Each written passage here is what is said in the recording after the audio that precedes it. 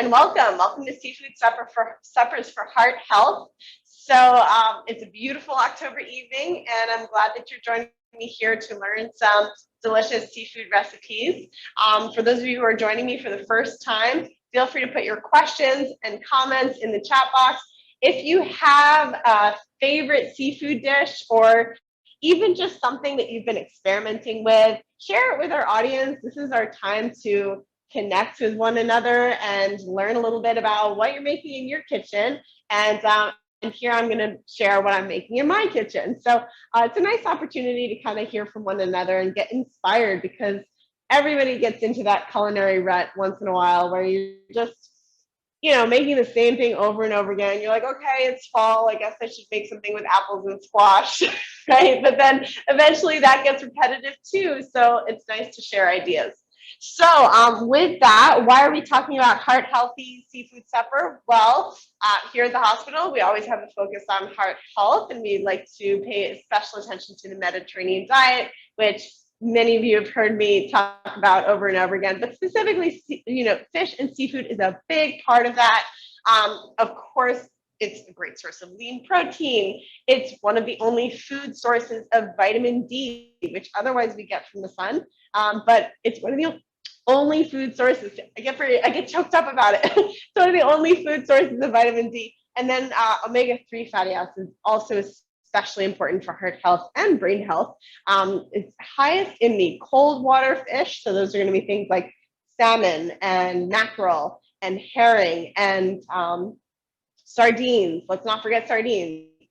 Bluefish, lake trout, those are the cold water fish. They have the highest amount of the omega-3 fatty acids, which are especially good for heart health. So we're making 3 recipes.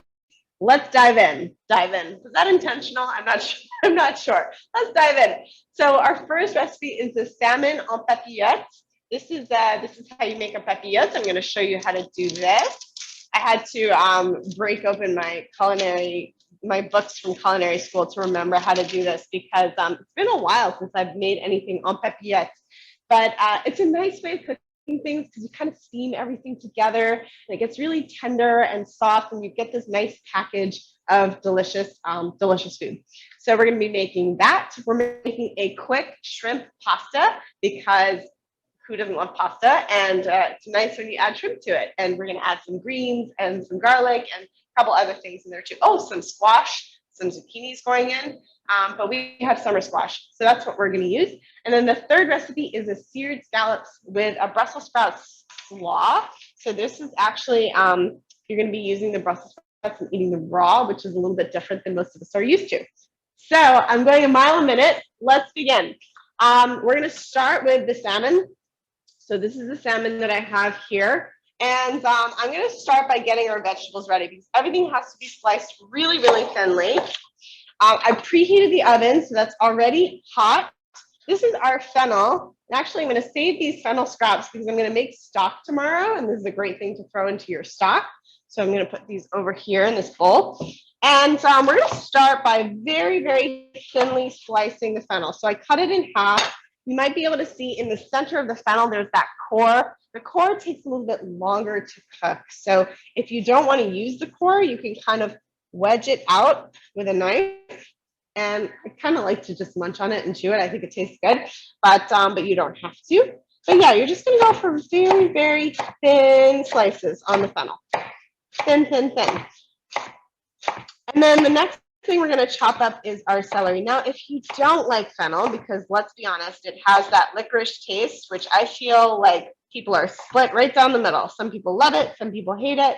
There are very few people I feel who are like just kind of indifferent about fennel. So fennel, I love it. I think it's a wonderful veggie full of fiber. It's very helpful for digestion too. If you're having any digestive discomfort, you might want to try crunching on some fennel and see what it does for you. We've got that sliced up. We're going to now slice up the celery. So I'm going to take off the bottom, which is a little bit, has a lot of roots on it. We're going to save that for our stock for tomorrow. And we're going to do thin slices on the celery as well. So Alita, I'd like to just check in and see how everybody's doing this evening. Has anybody shared a favorite seafood recipe or anything My audio okay? Just kind of check in on that. Yeah, your audio still has like Oh, a little feedback? like a little feedback, yeah. Okay, let me try something else then. Hang on a second. Thank you for telling me. Mhm. Okay, how is it now? It sounds a little better. Better? The same? Different? Now better. Better. Okay. Yes. Okay. Maybe. Okay. I wonder. All right. Can you hear me now? Yes. Very interesting. Okay. I'm going to try putting, usually I just put one headphone in, but I'm going to try with two. We'll see how we do. So Yeah, go Joe ahead. says, do you keep the fish out at room temp for a while before cooking? If so, how long? Okay, that's a fantastic question. So whenever you're cooking fish or protein or anything like that, you can leave it out at room temperature. It depends on the season, right? If your kitchen is really hot, then you're not going to want to leave it out for that long. You can just, 30 minutes or so, and then it'll be kind of room temperature. But if your kitchen is a little chilly, it might take a little bit longer. From food safety standards standpoint, I'm going to work on the leeks while we talk about this, just slicing it down the middle and washing it. From a food safety standpoint, the line is 2 hours. They just say, up to 2 hours, and that's all you get. So I typically, again, like if it's summer, I keep my eye on it and I make sure not to leave it out. I just check and make sure after 30 minutes or so it's not getting too warm. But yeah, the food safety rule of thumb is 2 hours. Okay. And Shelley wants to know, what other vegetables could you use? Oh, that's a good question, Shelley. So I'm using beautiful leeks, celery, and fennel, but I suppose you could probably do this with I think zucchini, tomato could be a nice combination. I don't know. Let's put that out into the audience. What do you all think? Could be a nice veggie combo. I definitely like this combination a lot. That's why I chose it for today. And I'm just showing you how to wash your leeks after you slice them. Put them in a little bowl and give them a little little massage, I guess, and you can just lift them out of the bowl and all the dirt will fall to the bottom. Then you've got your cleaned leeks. I think celery would be good. I think tomatoes would be good. I think, I don't know. I feel like mushrooms would be overpowering. What else? Maybe Potatoes, maybe? Yeah. Oh, potatoes are going in. Oh, going in? Yeah. Potatoes are next. So I have a couple of potatoes here that are boiled. So you can see they're already cooked. And we're going to thinly slice these. Yeah, these are going in as well. So the potatoes are already cooked. I want to make sure everybody is aware that don't make that mistake to put in a raw potato because they're really hard, right? They take a little bit longer to cook. So that was one thing that I prepped ahead of time. Yeah, potatoes, exactly. Alita, you got the right idea here. All right, any other ideas? Feel free to share them in the chat, different veggies that would be really good in these little salmon packages. So Marlene states carrots and onions. Oh my gosh, how did I forget about carrots and onions? Yes, this most basic and beautiful veggies on the planet, right? Carrots and onions, great idea. And Joan says, oh, I lost broccoli. Your audio. Sorry, broccoli. There you are. Yeah, broccoli. From okay. Broccoli could be interesting. Broccoli's quite a strong taste too, though. So it might be a little overpowering. See how you feel. If you love broccoli, I'm not going to say don't put it. Put it if you want. Yeah. All right. So we've got our celery, we've got our fennel, we've got our potatoes ready to make our packages, right? So this is our salmon. I'm going to keep the salmon over here away from my cutting board because I'm going to need my cutting board later. So here's the fish. And we're going to cut this into maybe 3 pieces. So it's a pretty big one. Okay. And you can leave the skin on or you can take the skin off. Actually, let me demonstrate how to take the skin off. You cut a little slit in the bottom. This is actually going to be difficult because you need to have a flat. You have to kind of get flush with the space. But let's see how I do. If I can kind of, it's trying to swim away. All right, move it over a bit. There, I have enough room. So cut a little bit, a little tag almost that you can put your hands in. And then you want to grab that skin and cut away from you. It's a lot easier on a cutting board because you can get your knife parallel. I can't quite get my knife parallel here because I have this little edge here. Let me think for a second. Okay, there we go. So now we have an absolutely flat surface. It's gonna be a lot easier. Okay. So Emily, are the potatoes peeled? Potatoes are not peeled. So here's our That was a skin. question. Mhm. Yeah, potatoes are not peeled. Thank you for asking. Okay, now I feel a little bit better. We're gonna stick this back there. Improvise, right? You always have to improvise in the kitchen. Okay, so this is the tricky part. We're gonna make our packages, and it's gonna require a little bit of origami. not much, but you should be okay. So you get your piece of parchment paper, and the first step, let me move the wine back here, is to fold it in half. So this is parchment paper. I like to fold it in half, and then you want to make a really good crease.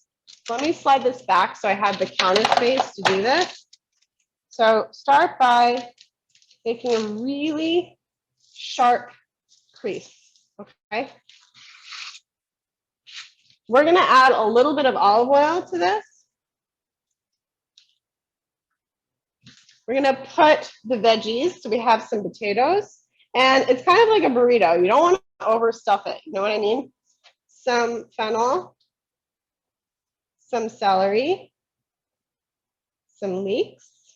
I already feel like I'm overstuffing it, but let's see.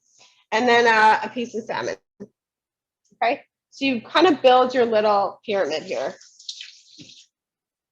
Then we're gonna add, you don't have to add this, but I like to add a little bit of whole grain mustard on the salmon. Notice that I dropped the mustard here and then the spoon went back in, but I didn't spread it around with the spoon and then go back in. You have to be careful with that cross-contamination. You can just use your hands and then wash them. So mustard is optional. I really like it, but it's completely optional. Then we're gonna add a little squirt of white wine, a little pinch of salt, maybe some pepper. Ooh, I just filled my pepper grinder earlier and I tightened it too much. It's hard to twist. All right, and we're gonna add a little olive oil on top. So now you're gonna start your folding, right? So you got that all the way kind of by the side here. And you're just gonna start by making sort of a triangle crease in. And you're just gonna keep working your way around the package, creasing it all the while. So crease every time. It's kind of like you twist, you crease. You twist, you crease. And I find that with this, if I start to overthink it, that's when I start to mess up. So just keep kind of like rolling it, creasing it, right? Rolling it, creasing it really well to make that package. Okay. And then when you get to the end here, you can kind of just gather it and twist it to seal it off. So this is it. We've done it. We've made the package. All right, let's do that once more because it's, you know, you do it kind of quickly. I did it kind of quickly, so it might be hard to follow that. Can you all see? That's the results. So we're gonna put this into the oven. So you guys want to see that one more time? Yes? Okay, here we go. So start, yes, fold it in half. Really, really sharp crease, right? So you have a perfect crease down the middle. Put a little bit of olive oil down and start building your tower with the potatoes. These are cooked potatoes, not peeled. You don't have to peel them. You can if you want to, of course, but some fennel, a little bit of sliced celery, and some leeks. So I love this because it's kind of like you got a full package here. You know, you've got all of the veggies. You have a nice little bit of starch with the potato, nice protein with the salmon. Let's add that white wine, little shot of that in there. Drop your mustard if you want it on top. I just think it adds a little something with salmon. And I took the skin off. You don't have to. I do find that the skin can be like a bit overpowering and not so, delicate. So I like to take it off. Olive oil, salt, pepper, and you're done. All right, so now we're gonna fold it up. So again, I have it all the way. This is a crease in the middle. We're gonna make our little book here. Kind of bring that over. And we're gonna start on the folded part, right towards you. You're gonna fold away from yourself. Make a sharp crease and just keep rolling. Fold away, sharp crease. Fold away. Questions or comments?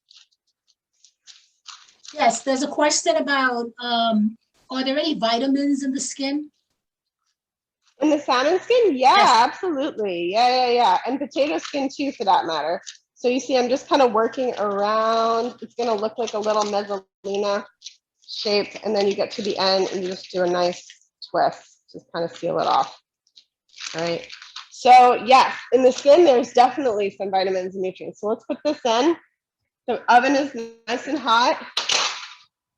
And let that go at about 400 degrees. So yeah, absolutely. There's all kinds of vitamins and minerals in the skin.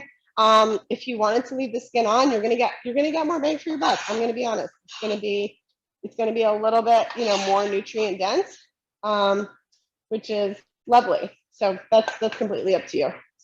I forgot, I wanted to put some dill. So you could definitely sprinkle some fresh dill and bake it in, but I forgot that. So we're gonna leave it out and we're gonna sprinkle it on top, which is gonna be nice too. Chef Emilie, Anne had a question about spinach. Would it release too much water in the pouch, in the packet? I think so, and yeah, I would worry a little bit about spinach. You know what you could do though? You could cook the spinach and then squeeze it, and get all the liquid out, and then put it in and kind of bake it in with everything else. Maybe because I do put tomatoes in there, which are pretty juicy. I do the cherry tomatoes though, or the San Marzano ones, which have a little bit less liquid. Yeah, good question. Yeah. So if you use carrots, do you cook them first like you do the potatoes? It depends on the size of your slices. If you do like paper thin carrot slices, it'll probably cook up in enough time and steam in about 15 minutes. The nice thing about carrots is they're kind of nice when they're crunchy too. So if you cut them really thinly, I would say you don't have to cook them first. But if you're going to go for kind of a thicker, chunkier style, like we did with the potatoes, you probably would want to cook them first. Yeah. Great questions, everybody. Thank you. Are we ready for the next recipe? Everybody's following along, ready to go? Yes? Okay. All right, so those are in. They're going to cook for about 20, 25 minutes. So let's set the timer on that. And we're going to start by making our pasta. So I have a nice pot of boiling water here. And I do salt my water whenever I'm cooking pasta. I think that my Italian husband would instantly divorce me if I didn't salt my pasta water. So you want to salt your water. I'm using a whole wheat spaghetti, and we're going to get this in the pot while we get everything else going. So I'm going to start by heating up my pan, get it on a low heat so it'll be nice and warm for whatever I throw in there. Let's add that beautiful whole wheat pasta. I'm using spaghetti. I find that you can do any shape with this, with this recipe, but I find the spaghetti is the whole wheat, like the whole wheat linguine and spaghettis are just a little more palatable than the other shapes. I find that the other shapes, when they're whole wheat, they're just like too much whole wheat. Like I'm all about eating healthy, but I also want to enjoy my food. So my kind of middle ground and compromise is to use the pasta shapes that are a little bit longer when doing the whole wheat, and that really doesn't bother me. Personal taste. I'll leave it up to you. So we're going to start off. We have our pan heating up. This is our lovely little summer squash. It looks like it has a little crack here. So I'm just going to clean it up a little bit. Our end of summer squash, I should call it, not summer squash, because it's no longer summer. but this little squash didn't get the memo. So I'm just cutting away, kind of shaving away any parts that I think have seen better days. We'll trim the bottom, clear all that off. Okay, got a nice clean summer squash. Of course, you can use zucchini for this as well. We're going to start by, if you're following along, this is the quick shrimp pasta. We've done step 1, and we're going to do step 2. We're going to start with the zucchini and saute it until it's golden brown. So I'm going to cut it in half, and this recipe calls for a dice. So you can go for, a couple strips across. And protect your fingers, of course. You can tunnel if that's the easiest for you. Now I have these nice long strips. I can curl my fingers and cut across to get the dice that we're looking for. So did anybody share any favorite seafood or, fish dishes that you all have been making that you've been inspired by, or even that you want to try, or that you're interested to learn? If you came here and you're like, oh darn, we're not making clam chowder. Tell me what you want to learn. I'm always curious to hear from everybody. I chose the salmon en papillote because I think it's a really nice, lean kind of recipe that you can cook. But again, you can definitely make salmon 100 different ways. So I'm starting by adding some oil to the pan, which, as I mentioned to you, is heating up. I'm going to turn the heat up a little bit more now because I'm going to introduce the squash, and I want it to brown a little bit and get some flavor, because otherwise squash I find not to be particularly flavorful. But when you brown it, my gosh, it is like a different creature. It's wonderful. So did we get anything in our chat there? Yes, so Jackie says she made, and I'm going to say this very slowly, coquille Saint-Jacques. Cookie Saint-Jacques, yeah. That's the one.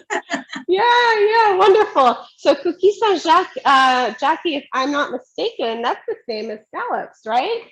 You'll have to tell us in the chat.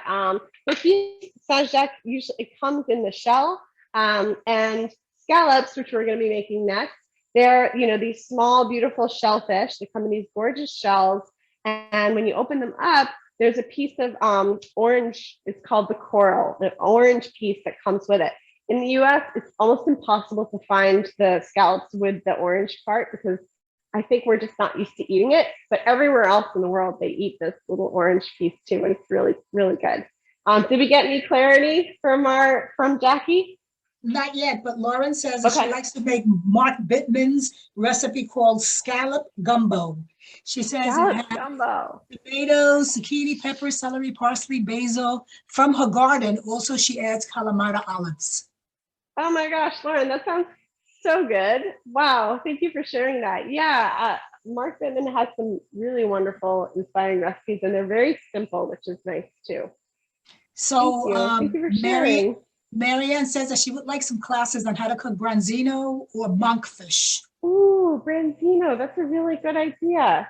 I always gravitate to the salmon because I feel like it's something that everybody cooks in their household, and it's nice to have different ways to cook it. But I like the idea of branzino. I think we've done a whole branzino once or twice before in this class. Thank you for that suggestion. I will consider that. Yes. I'm going to work on this garlic here. Anything else? Not at this point. Okay, thank you, Alita. So our squash is browning. I am popping the papery skins off of my garlic. I'm just going to get rid of those. And I'm going to trim the bottom where it's a little bit tough, where it was connected to the earth. And we're just going to slice that up. This is going to go in with our squash. Now, the reason I didn't add it in right away is because garlic cooks up pretty quickly, so you don't want it to burn. So the squash takes a little bit of time to take on that browning.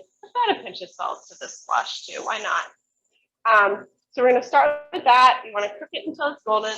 Then we're gonna add the shrimp, the chili flakes, and we're gonna use some greens. And if you notice, I'm kind of moving this around and then I'm letting it sit. I'm not constantly, oh, is it golden yet? Is it golden yet, right? It's never gonna get golden if you keep moving it. You have to just let it brown and do its thing. If you keep moving it, it's not gonna have that consistent contact with the pan. You're not gonna get that great flavor.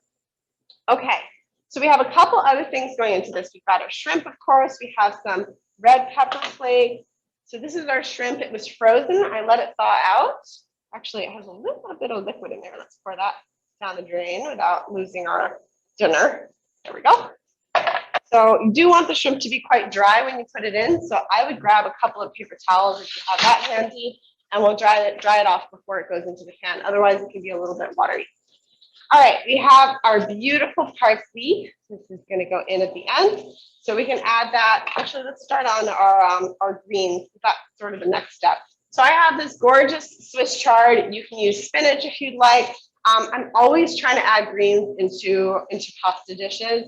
I feel like pasta is really wonderful, but because it's a carbohydrate and it's a concentrated carb, it's great to pair it with some fiber and some protein to kind of help stabilize the absorption of that carbohydrate. So that's where the greens come in.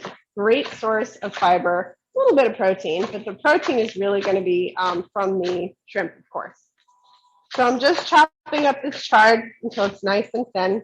I'm not going to use these stems because if you want to use the stems, if you're using chard, put them in with the squash so they have a little bit more time. Okay. So this is ready, our garlic's ready, and our squash is finally getting some beautiful golden color.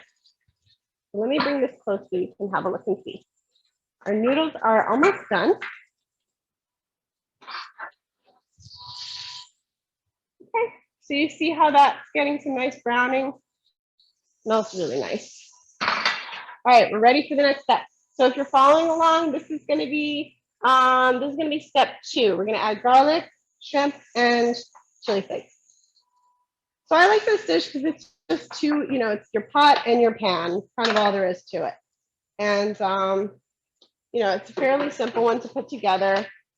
Shrimp is great because you can actually buy the number of shrimp that you want. You can go to the store and buy them fresh and buy the number of shrimp that you want. Let's add in our red pepper flakes too. And I also really like shrimp because it's kind of a seafood for beginners thing, right? It's kind of foolproof. It's going to be nice and bright pink when it's done. So unless you're getting, there's some varieties of shrimp that are already pink. I think that's a little confusing for folks.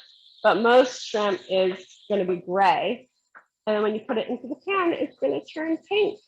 Kind of cool. It tells you when it's done. So I'm just creating a little space around each shrimp, kind of getting it some contact with the pan. It smells incredible. As soon as you add that garlic in there, it's like, wow, beautiful. We have a little bit of white wine, which we're going to add as well. That's going to be in a minute or so. And then we've got some lemon and parsley that's going to be for the end. So this is kind of like, you've got your pasta going, you've got your zucchini cooking first, then the garlic, the chili flakes, you add your shrimp.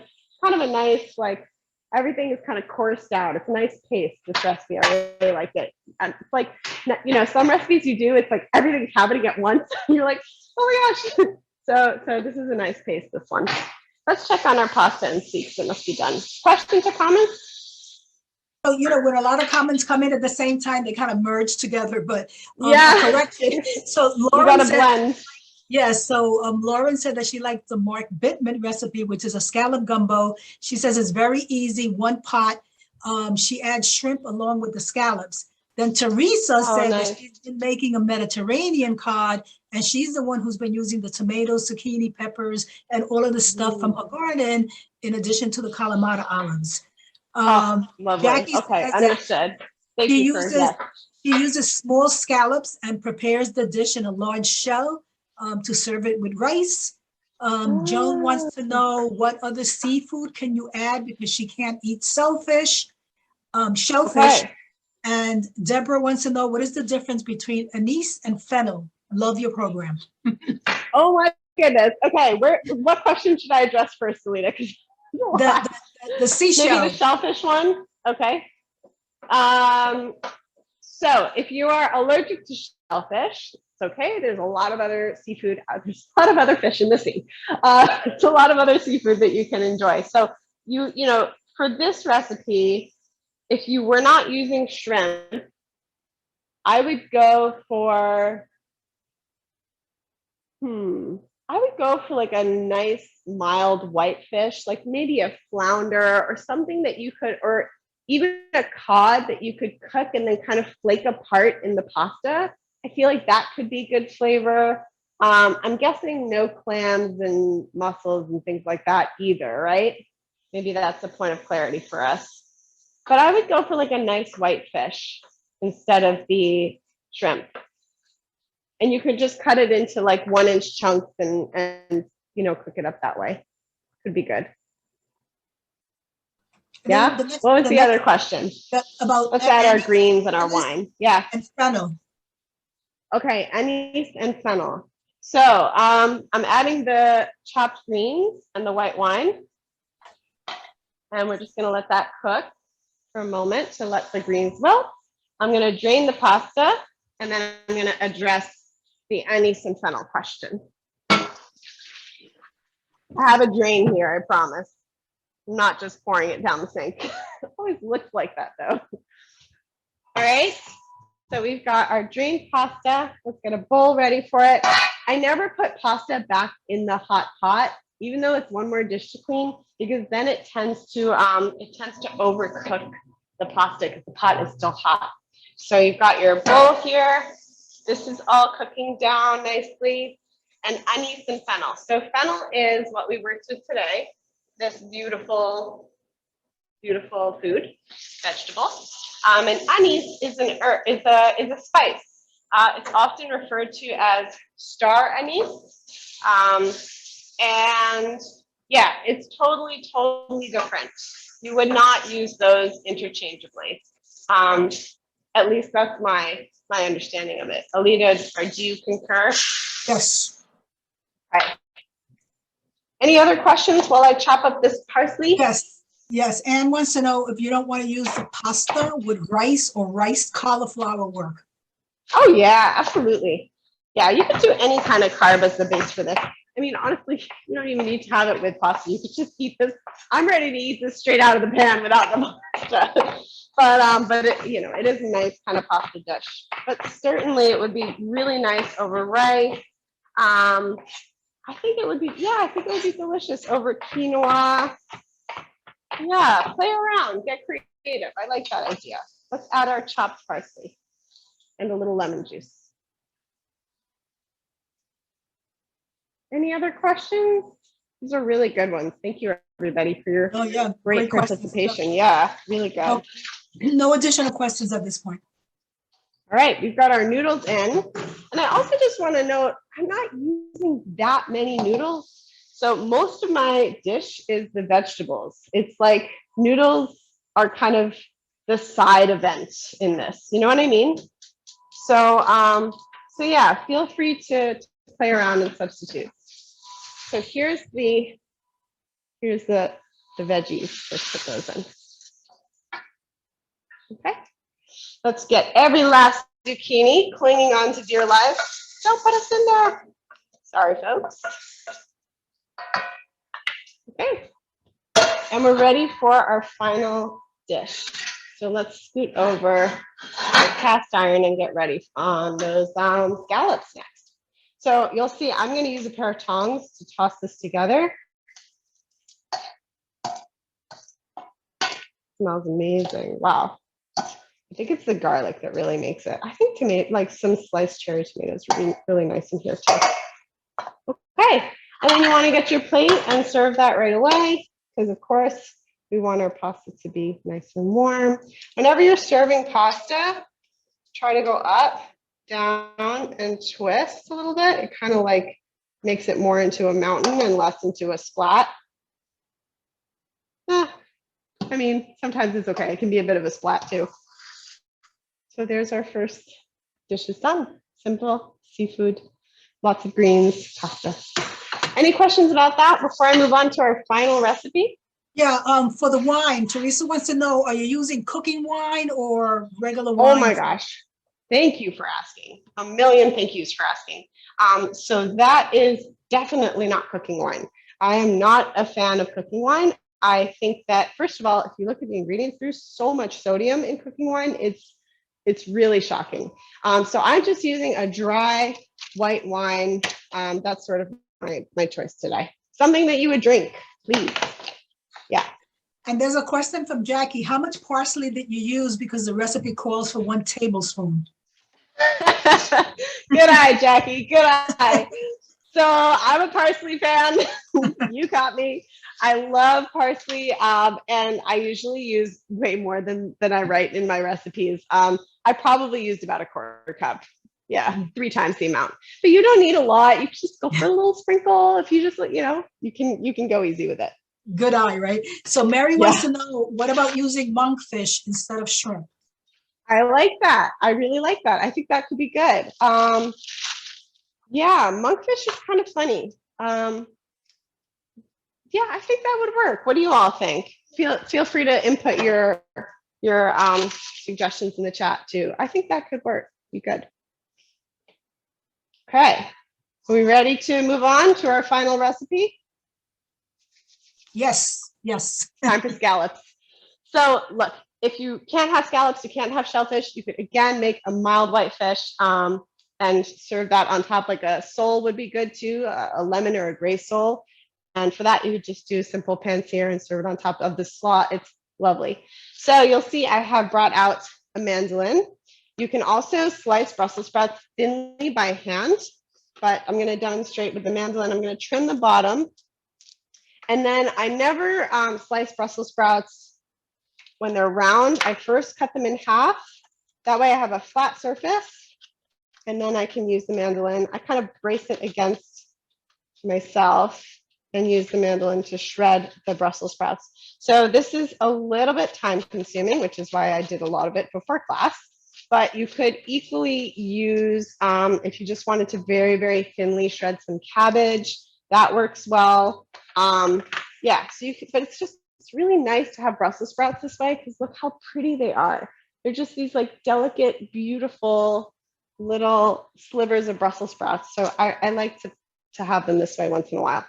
We're going to make some dressing. So if you're following along, this is the first part of the recipe. So we're going to start with a little bit of mustard in the bottom, some honey, and I'm going to use just some fresh lemon juice. So about a teaspoon of mustard, a teaspoon of honey. I've got, I have half of a lemon here, so 2 tablespoons of lemon juice. Oh my word, this is one of those lemons that's like mostly pith and not a lot of juice. So what I'm going to do is I'm going to really get my thumb in there and break up those membranes. There we go. Now it's coming out. It's always helpful also to have your lemons at room temperature before you squeeze them, because then the juice membranes are all relaxed. They're at room temperature. It works a little bit better. So here we go. Wow, yeah, this one's like 90% pith. All right, we've got our lemon juice in there after much exercise. Right. Let's whisk that together. Let's add a little bit of salt and pepper. And a little bit of olive oil is going into this as well. So about 3 tablespoons. So this is going to be the dressing for our slaw. A little salt. You can crack some pepper in there if you want. Just make sure you whisk it. You add a little bit of air. This whisking is going to give you that really nice kind of, that dressing texture that's just like kind of velvety. Ooh, a seed. How'd you get? So yeah, you've got that kind of nice, smooth dressing texture, and everything is homogeneous, mixed in together. Okay, we're ready to add our slaw. So this is going to be all the shaved Brussels sprouts. I said 10 in the recipe, but I probably did a few more. And this is the one I just did. And then let's add our apples. So this is a russet apple. It has a bit of a ding in it, so I'm going to scoot that out. Still in there though. Cut a little bit more. Okay, now I got that.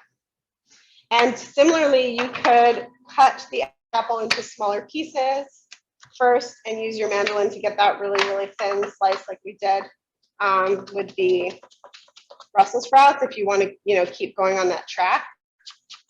It's really great to use this with a guard. It comes with a guard. You should use it with a guard. I am not using it with a guard. I'm demonstrating very bad behavior here. I had a guard. It has since gone missing. So I am just ultra, ultra careful. But I do like this because you get slices that you can get even almost like paper thin. You can almost see through them. And yeah, it's just kind of fun to have these different textures. Of course, you do not need a mandolin to do this. You could get into your kitchen meditation zone and just thinly cut with a knife with super focused attention, and that will work too. All right, so we've got our sprouts, we've got our apples. You want to just kind of toss that all together, massage the dressing in. And Brussels sprouts, let me be honest, Brussels sprouts are not great raw unless you slice them very thinly. If you slice them thinly, it's like something happens to them. They're just like, maybe there's more surface area for the dressing to get into it, but they just turn into these really delicious, I don't know, I can't quite describe it. So this looks so pretty. So thinly slicing is definitely the key to this slaw. All right, let's get our cast iron hot. Let's get our scallops in there. So scallops are nice because they're pretty quick. And I like this recipe. It's really, you can of course just make the scallops or just make the slaw. You don't have to assemble it all together. The important thing is you enjoy whatever you make. So I'm drying off these scallops. You see I have them tucked in this little paper towel, and I'm drying them pretty well so that they'll get a nice sear on the pan. I have a little bit of avocado oil, and I'm just going to start by getting those in and searing them on both sides. So scallops sometimes have this little like arm around them. I forget what that piece is called. Do you remember what it's called, Alita? It's this piece here. Isn't it the muscle? Yeah, maybe that's what it is. Maybe that's what it's called. It's the piece of scallop that attaches it to the shell. And I find that it's kind of tough. So I have to say I usually peel it off, but you can leave it on. It's completely edible. So I will leave that up to your discretion. And I'm just popping these in the pan. Each one should have its own little, dance floor. Move around in. And I'm not going to move these until they have a nice sear on them. So let me get my tongs. It's really useful to have tongs for this recipe. Get your tongs ready. And I'm going to distribute the oil a little bit better because this pan, the stove is slightly tilted. So there we go. So I just want to make sure that these get a little nice browning on them. I'm not going to salt them yet because what does salt do? It draws out moisture. And I don't want to draw moisture out. I just dried those. I don't want to draw moisture out. So I'm going to let them sit and sear. Sit and sear. All right. Our next step is going to be to fry up a couple of sage leaves and some butter to make this an ultimate fall dish. You can completely skip that if you want, or fry them up in some olive oil. That's delicious too. So I have some hazelnuts here. We'll chop those up and add them in. But that's pretty much it for this recipe. Let's check on our salmon because our time is almost up. Any questions? Everybody doing all right over there? Yeah, there was a question from Teresa.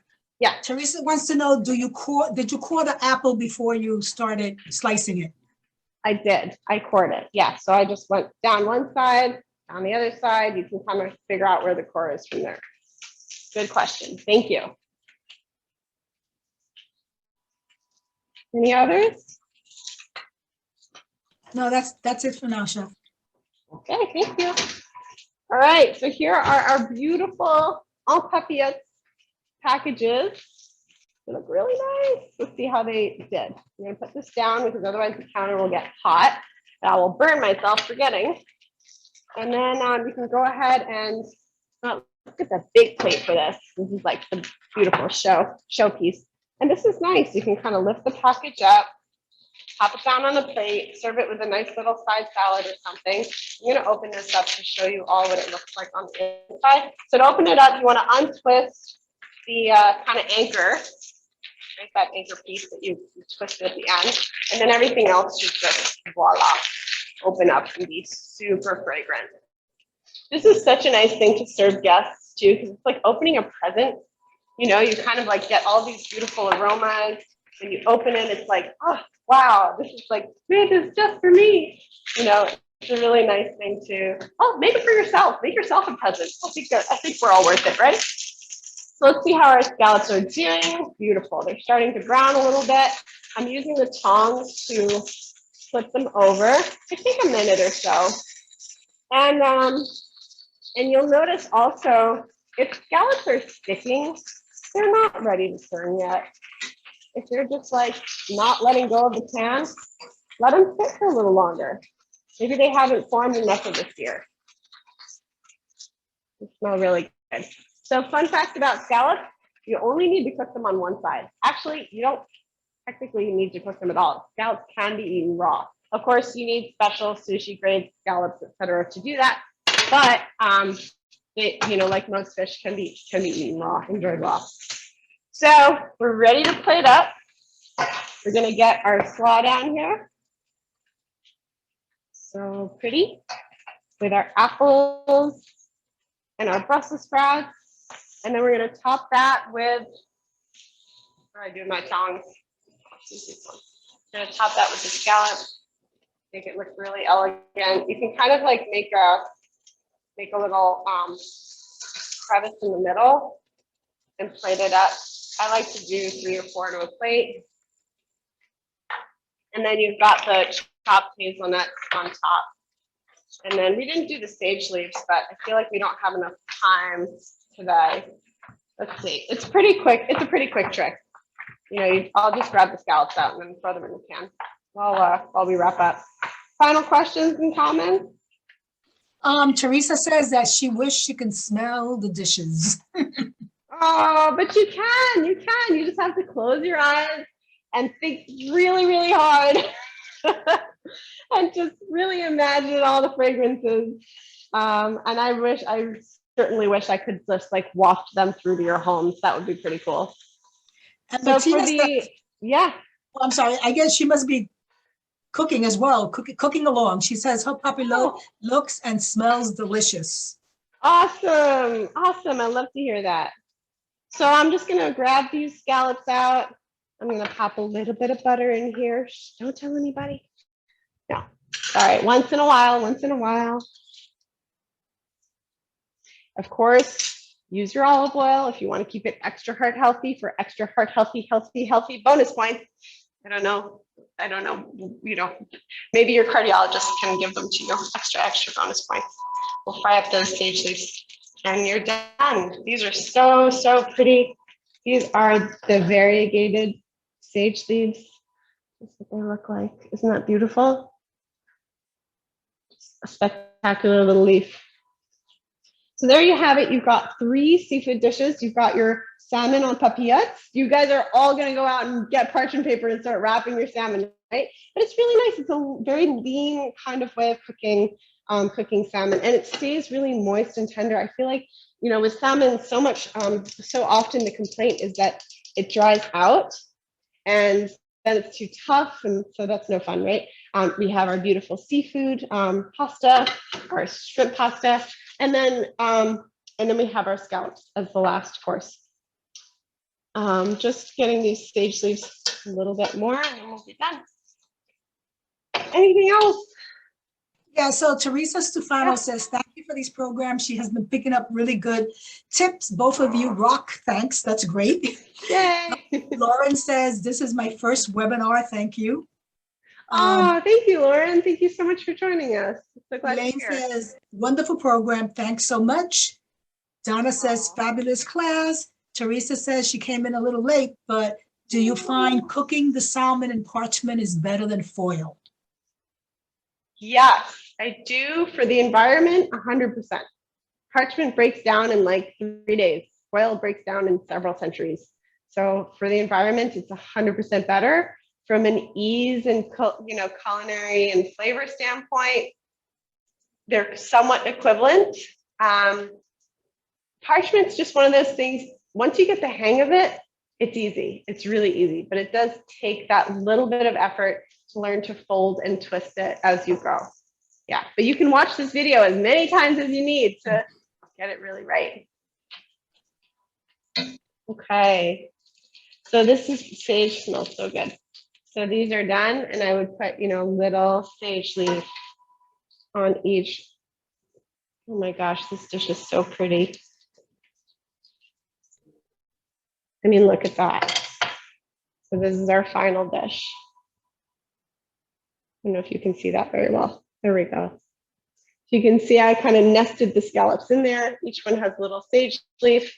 And before I pour this all on the counter, I better say thank you so much for joining me. I hope you'll join us again soon. We have a soups class tomorrow. Definitely getting to be soup season. It's nice and warm this week. And as always, thank you to Lita for moderating our program. We could not do it without you. And we couldn't do it with all of you showing up and asking your great questions.